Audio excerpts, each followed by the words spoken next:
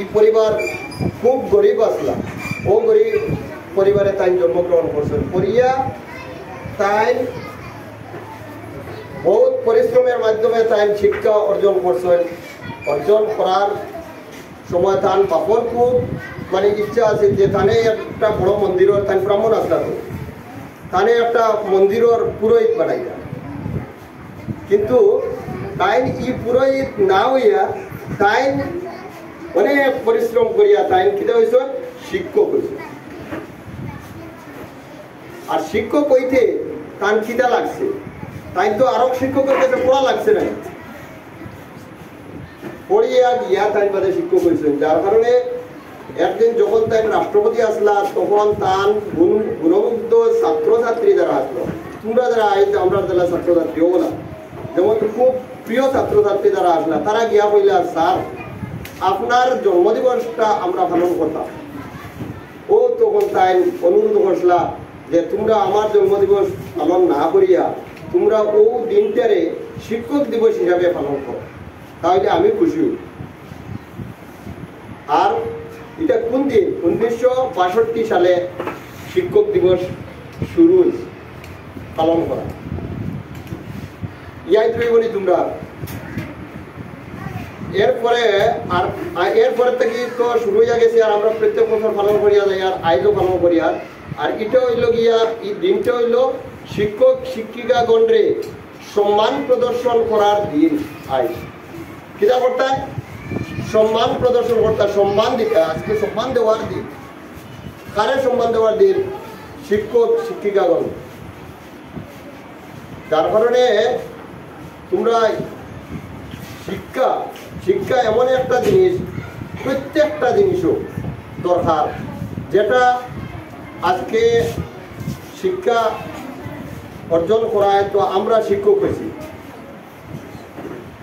আর কার দ্বারা শিক্ষক হয়েছি?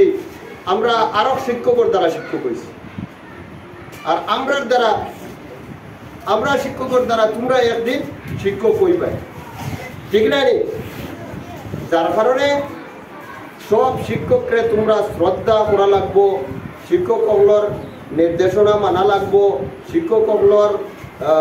শিক্ষকগুলোরে দেখলে তাই কিরকম চলরা না চলরা তার পথটা তোমরা দেখিয়া চলতাম। মানে তাই ওলা পালা চলটা, আমরাও ওলা পালা চলতাম, তাই কইরা ওটা পালা আমরাও ওইটা পালা মনে করিয়া নিতাম।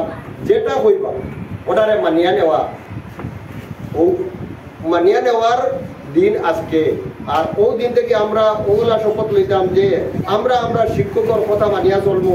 শিক্ষকের কথা মানিয়া চললে আমরা একদিন যে কোনো জিনিস, যত শিক্ষক আর ইঞ্জিনিয়ার, ডক্টর, ডিসি এই আরো কেউ কিছু নেই, তাই তো এক শিক্ষকের কাছে পড়িয়া বাদে গিয়া ডিসি হয়েছে।